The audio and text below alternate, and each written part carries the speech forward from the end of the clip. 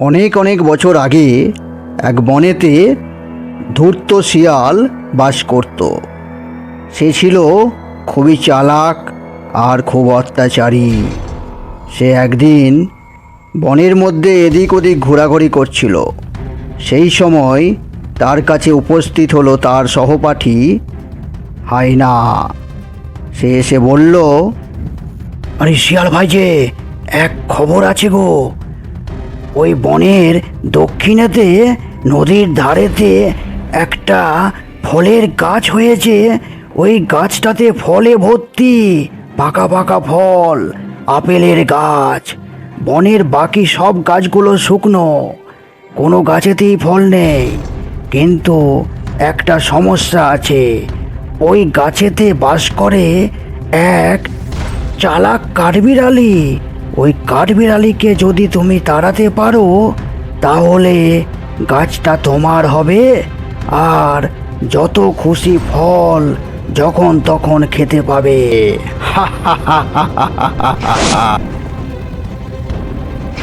বাহ বাহ বাহ বাহ, হায়না, এ তো খুব ভালো খবর।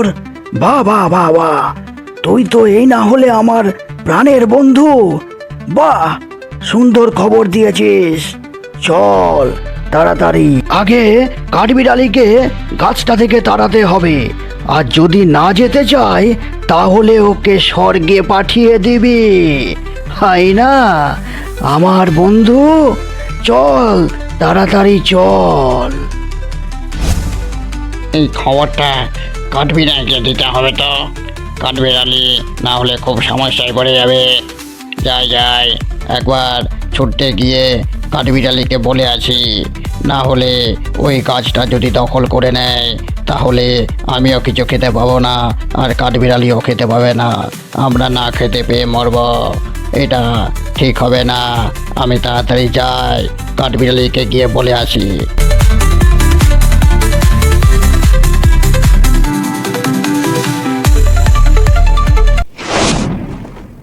এই আপেল গাছের মালিক ছিল কাঠবিড়ালি, আর ইঁদুর ছিল কাঠবিড়ালির খুব ভালো বন্ধু। তারা দুজন দুজনকে ছেড়ে থাকতেই পারতো না। তারা এই গাছের ফল খেয়েই বেঁচে থাকতো। ইঁদুরকে চিন্তিত দেখে কাঠবিড়ালি জিজ্ঞেস করলো, আরে বন্ধু, কি হয়েছে? এত চিন্তিত দেখাচ্ছে তোমাকে। কিছু একটা নিশ্চয় হয়েছে, খুব খারাপ খবর নিশ্চয়। বন্ধু, এক খারাপ খবর আছে। এই গাছটা অধিকার করতে আসছে ওই অত্যাচারী শিয়াল। এরকম যদি হয় তাহলে তো বেশ মুশকিল। আমরা তো আর খেতে পাবো না। এই গাছটার উপরই তো আমাদের জীবন। যদি এই গাছের ফল না খেতে পাই তাহলে তো আমরা মারা যাব। ওই শিয়াল আসছে মনে হয়, চলো চলো লুকিয়ে পড়ি।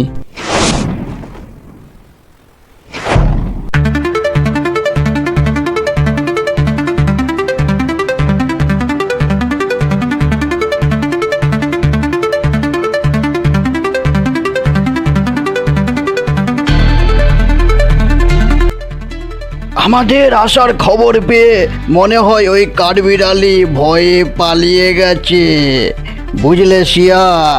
তার মানে গাছটা আমার এখন থেকে। হা হা হা হা।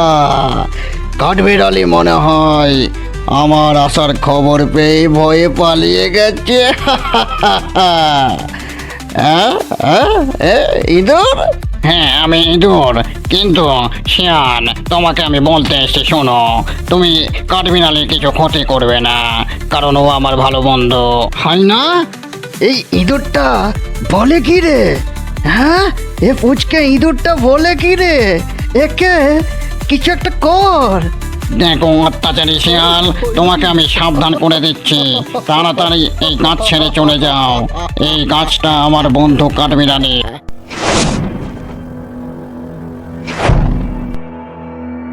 এই পুচকে ইঁদুরটাকে কি করব? বলো শিয়াল, বলো বন্ধু। এই পুচকে ইঁদুরটাকে কি করব? তোমার বিরুদ্ধে কথা বলতে এসেছিল, একে কি মেরে দেবো গলা টিপে? না না, এত সহজে একে মারিস না, বুঝলি বন্ধু? হয় না, তুই এক কাজ কর, এই পুচকে ইঁদুরটাকে গাছটাতে ঝুলিয়ে দে, আর সবাই জানুক শিয়ালের ক্ষমতা কতটা। আর এই গাছটাতে একটা বোর্ড টাঙিয়ে দে, যেখানে লিখে দে, কেউ যদি এই পুচকে ইঁদুরটাকে সাহায্য করে তাহলে সে বেঘরে প্রাণ হারাবে। হা হা হা হা হা হা হা হা হা হা হা হা হা হা।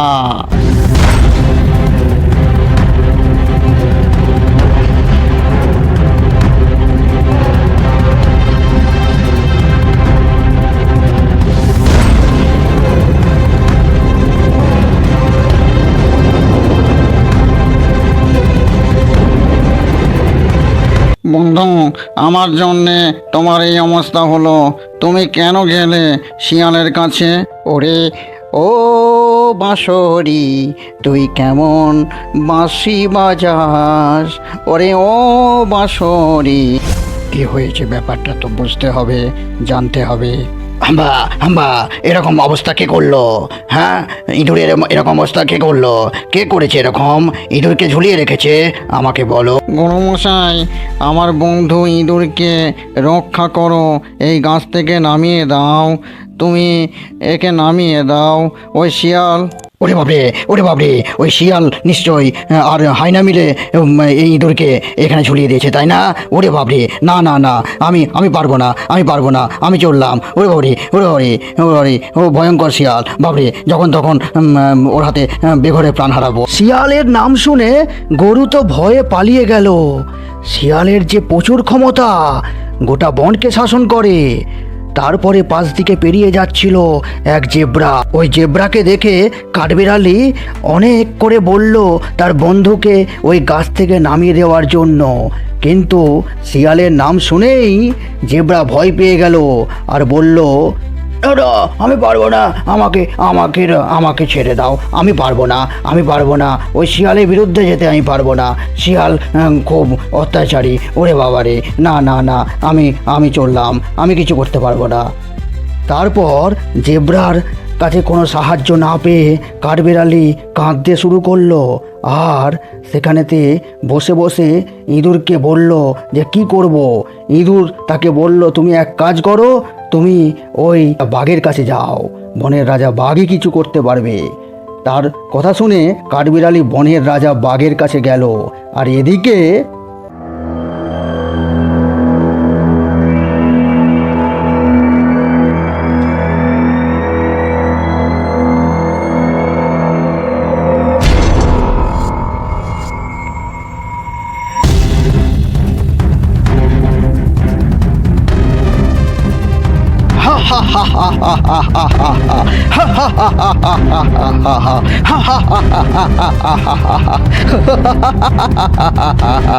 দেখো দেখো শিয়াল, দেখো এই ইঁদুর, বেচারা ইঁদুর কারোর কাছে সাহায্য না পেয়ে এই গাছেতে ঝুলে আছে, স্বর্গে যাবে বলে।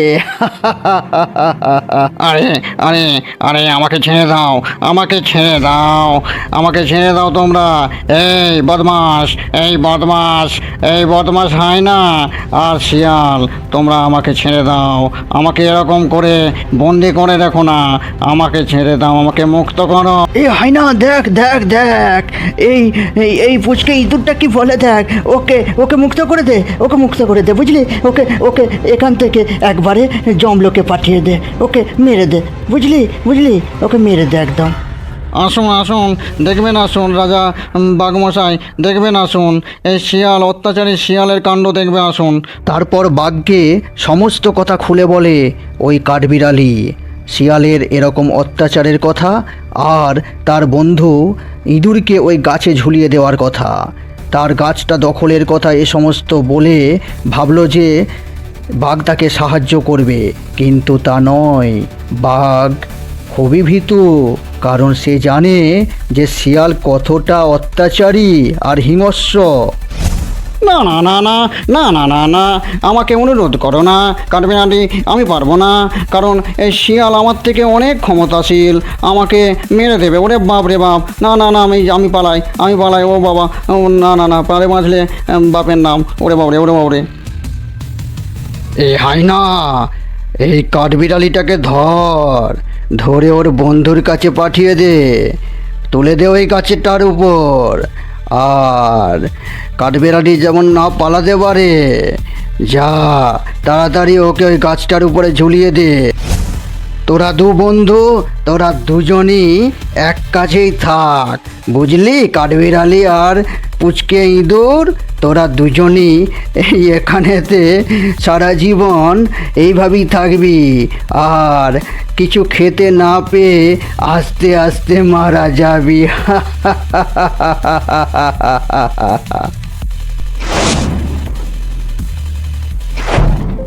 বন্ধু, এবারে কি হবে? এই এই অত্যাচারী শিয়ালের হাত থেকে কিভাবে আমরা রক্ষা পাবো?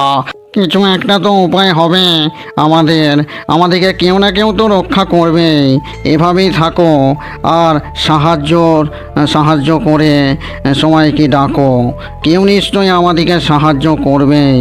কেউ তো আছে, কেউ আছো আমাদেরকে সাহায্য করবে? কাঠবিড়ালি আর ইঁদুরের সাহায্য প্রার্থনা গাধা শুনল, কিন্তু গাধা কোনো উত্তরই দিল না। সে শিয়াল আর হায়নার নাম শুনে ভয়ে পালিয়ে গেল। এই বনেতে ওই শিয়াল আর হায়না যে খুব ভয়ঙ্কর, তাদেরকে তো সবাই ভয় করে। দেখ দেখ দেখ হায়না, দেখ এই বেচারা দুটো প্রাণীকে দেখ কিভাবে ঝুলে আছে।